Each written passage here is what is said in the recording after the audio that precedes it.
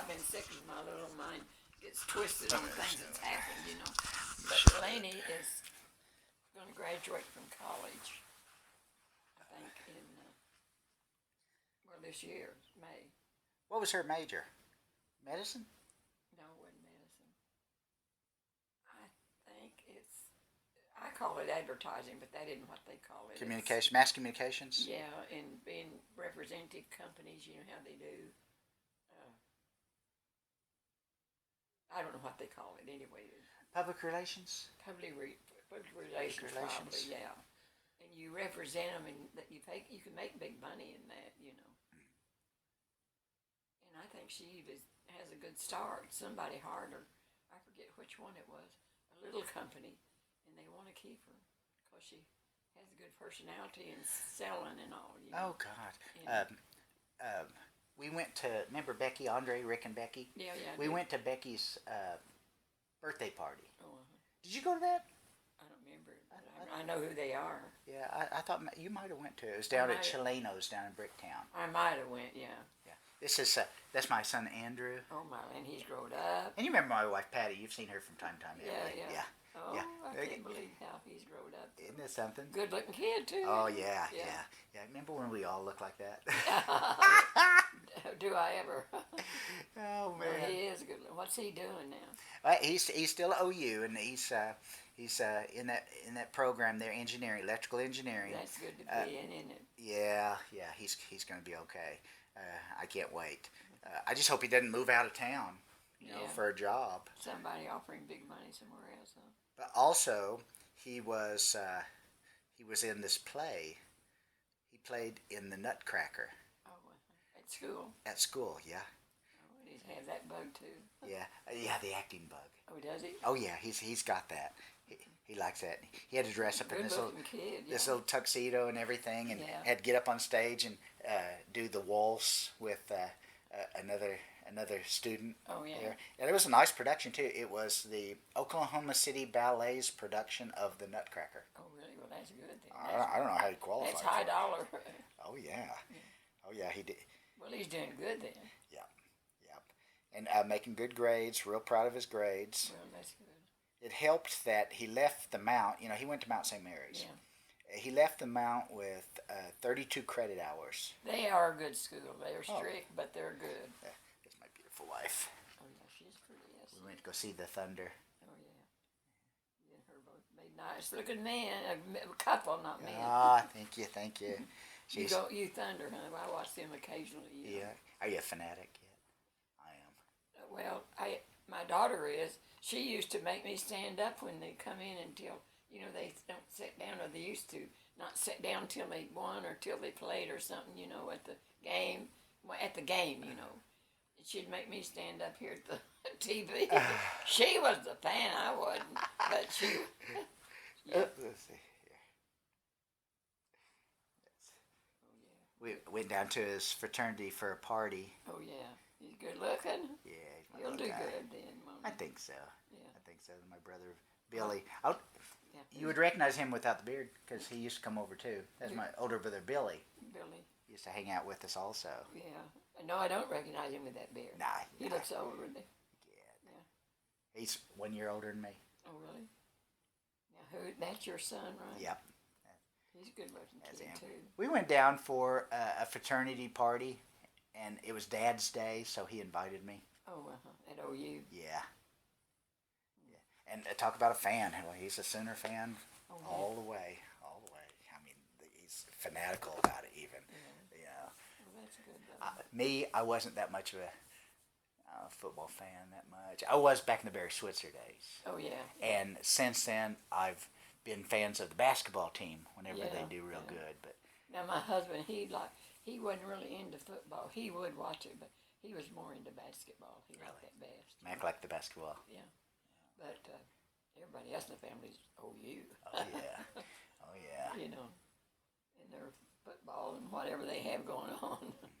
You know. Did y'all ever have season tickets and go down there? I've been there, but I didn't ever have season tickets myself, no. But I went to their games once or twice, you know, not a lot of times. I always watch them, you know, on TV. Remember David Bermea? Yeah, I do. Sure do. Yeah, they had season tickets. Yeah. Oh, they were a stalwart OU You know what I fans. remember about him? He got in trouble and had to be in a little jail for a short time. Yeah.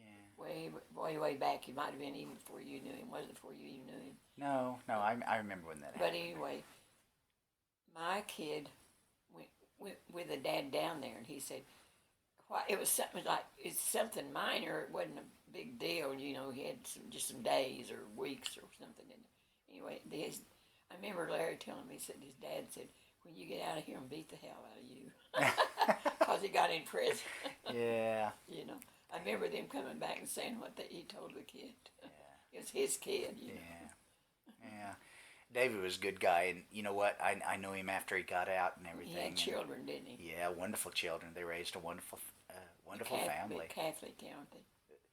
Kathy, was it Kathy? Well, maybe not. I don't remember every little thing. I've been sick. Poor mine. Oh, you know, hey, we've all been there. I tell you what.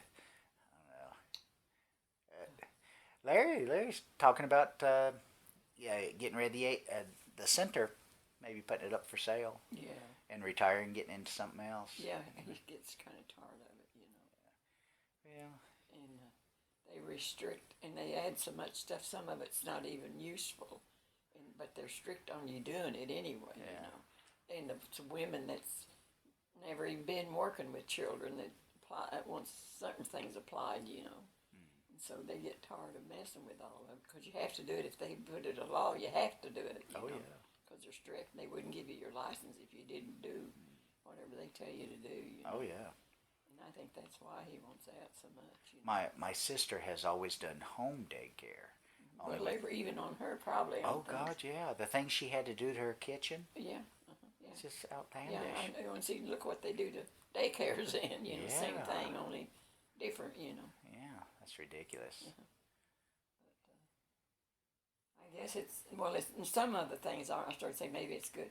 It is, a lot of it is really good for the children. It's good for them to apply it. You know, they apply strict stuff that's not always that much useful even, you know. Yeah, you wonder what it does to contribute to the health of the children. Yeah. You know, how does this help the children? Yeah. You know, this is just making me broker and broker. Yeah, really, yeah. Yeah, that's the nature of government for you, I guess. Yeah. See, I started in that little house across the street. Remember that? Oh yeah. Oh yeah. And then I gave them a start. Yeah. And Hey, across the street. How come you never bought that building there to the west of you? On that side, two women lived there, and that was their childhood, and they wouldn't sell it.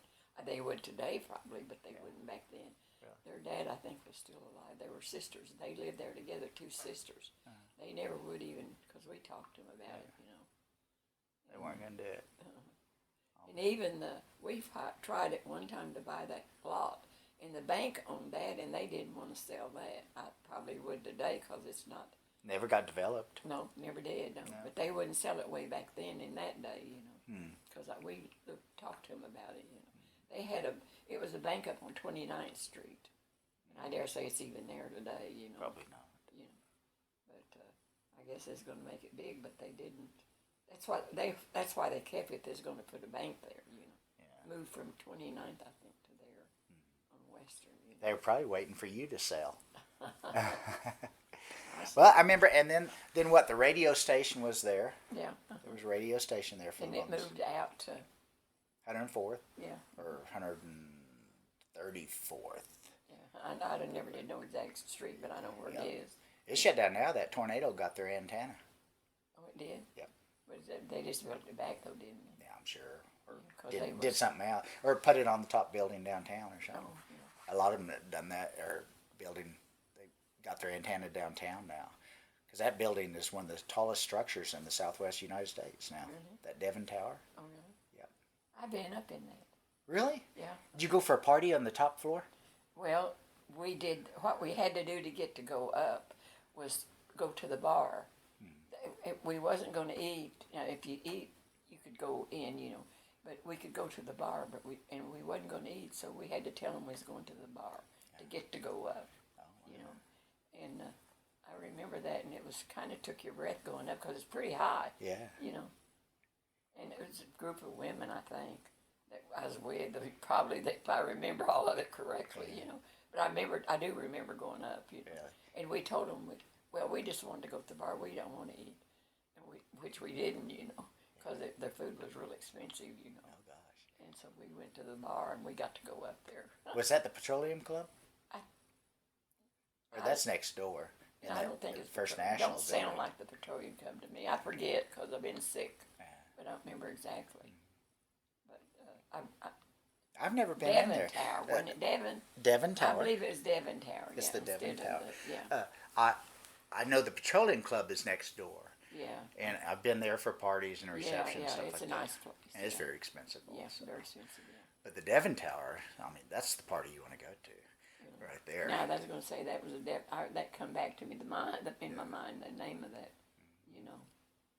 But. Oh boy. Well, are you cooperating with your doctors and yeah, doing everything they tell you to do? Oh yeah, I've been real sick. You can tell I'm still. See a little, your voice kind of tells on you there a little bit. I'm better. I'll say that. Yeah. I'm getting strength every day, you know. But it hadn't been no fun for me. I've never been sick in my life. I've always been an active person. I know. You don't know how to be sick, do you? No, I don't. Really, I don't know how to handle Then it. I'll tell you what, Betty. Ignore it, and it'll go away. Probably. Really. Well, I'm trying to eat because I didn't eat enough at first. You know, you have to have your food in your body, you know, to give you energy, even, you know. So I'm trying to eat better than I did. Well, everybody admires you for your spirit because you've got great spirit and great attitude. You need to figure out how to bottle and sell that, you know. I wonder sometimes, you know. But I appreciate everybody being kind to me. A lot of people have been very kind to me. Jana's been keeping us all informed, like Mike and Rhonda and Rick and Becky, and all of us informed as to your progress. And you've been eternally in our prayers. Jana's been very nice, you know, to me, take care of me, you know, appreciate her. How's her dad doing? Well, as far as I know, okay. Seemed like he's 93. I might be wrong, but he's older than you are. Yeah, I think he's not.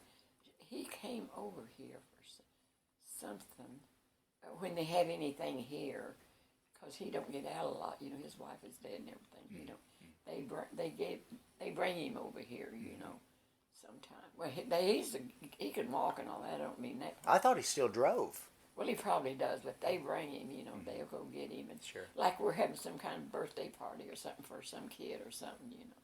They'll go get him just to get him out of the house, you know. And I remember he always sits over there in that chair over there. Yeah, I heard he has a routine every morning, and you know, he goes through his routine. Go gets his biscuit and gravy. And yeah. I put I-240 in it, or Shields. I put Shields at least, isn't it, where he goes? To the IHOP? Yeah, no. I think it's that other one. What is it? It's a cafe that's been there forever. Yeah, well, it might be the IHOP. I might be wrong, but it seemed like it was they sold other stuff besides sandwiches and stuff. But I just don't seem like. But anyway, that's where he goes. Up on. He drives up there. Yeah, which is a short distance, you know. Yeah, I was real impressed. I heard they drive. That's cool. That's cool. You don't try driving, do you? No, I've been too sick. I haven't. I do good to just live. Yeah, you're doing a great job of it. Well, I never did really drive though. No, so I don't drive. Never did. Mac was the best chauffeur you could ever have. Yeah, and he didn't think. I had one of my eyes is the retina's detached. Retina, not retina. The retina's detached. Oh, yeah. And he didn't trust me to drive because of that. Said you don't see good enough with that one eye. So he wouldn't let me drive. Yeah. But I didn't care because he was always here to take care of me. Sure. You know, he's very good. Had a good husband that loved me and took care of me. Oh man, he's well loved by a lot more people than just yourself. I know that really. He was. Very little against him people ever spoke, you know. Most people loved him because of his personality. That's right. He tried to get along, and he took good care of me. Yeah. And he loved God and Jesus. Yes, he did. He certainly did, yeah. He told me that about just a short time before he passed away. He said, "Now, Betty, you got this house, and you got this, and you got that car out there. You can taking care of me, you know." Said he had a car, you know, and said, new car. He said, "You can sell that car, and if he comes to it," he left me a little bit of money. He said, "You can sell this house, and you'll be taken care. Want me to be taken care of, you know," which I thought was very thoughtful of him. Of course. Just a short time before he passed away, he sat me down and told me all that, you know. And you know what? He wouldn't have went otherwise. Yeah, that's true. If everything wasn't in order, yeah, I's dotted, T's crossed, he wouldn't win. Yeah, that's right. You know, because he wanted to make sure. Yeah. I tell you what. He was a good father and a good husband. Yeah, very good father. I remember him telling his kids, he said, he corrected them, he said, it's something they did wrong. He said, "Now, I'm not infallible, but this is what I see." And then what he'd do, Larry always said, he put it back on them so much they felt bad, because he'd say it that way. He said, "It's up to you what you do with it then." And see, and so they'd feel like, "Boy, better be doing something then." Right. You know. I got to tell you, I've known Larry all these years, had the honor, and he is the very best of both of you. He really is. You've done an amazing job with him. He's a good man. Larry's good to me, very good to me. Yeah. He takes care of me. He don't like to see me sick like I am, you know. Yeah. And him and his wife give me the best of care, really. That's wonderful. You know. It's a blessing to have people to care for you. Yeah, I know it really, because I know that some people in these nursing homes, and I would never want to be in one. No. I've seen maybe not all of them. There might be some good, I don't know. But I've seen some that's not good that I wouldn't want anybody. I wouldn't want to be in one, wouldn't want anybody else to be. No, of course not. But because I'm visiting there, you know. Yeah. But anyway, I've been blessed. I have a nice, comfortable home to stay in right now with my kids, and they look after me very good. Yeah. In food and everything, you know.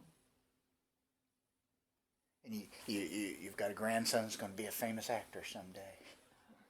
I hope he makes it. Oh, I'm sure he will. He's driven. And right there on that mantle up there, you're going to have an Oscar. So, I hope so. So get ready. Tell him you got a place dusted off. You made these, didn't you? Uh-huh. We have another one. These are good, though. Oh, I'm glad you like them. You had a time, you said, making them, learning how to do it, though, didn't you? Yeah, it's taken 20 years to get them to where I got them today.